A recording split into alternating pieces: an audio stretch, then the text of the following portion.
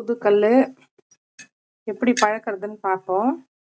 First இந்த சிக்கரை பிரிச்சுடுவோம். ஏன்னா பற்ற வச்சுட்டு சூடு பண்ணிட்டு பிரிச்சோம்னா வந்துடும் சொல்லுவாங்க.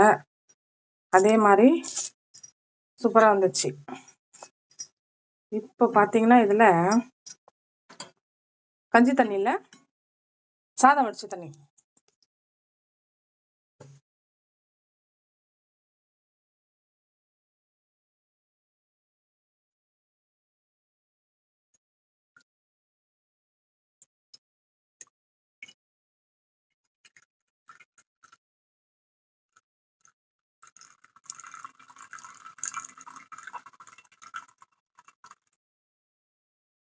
ஓகேவா?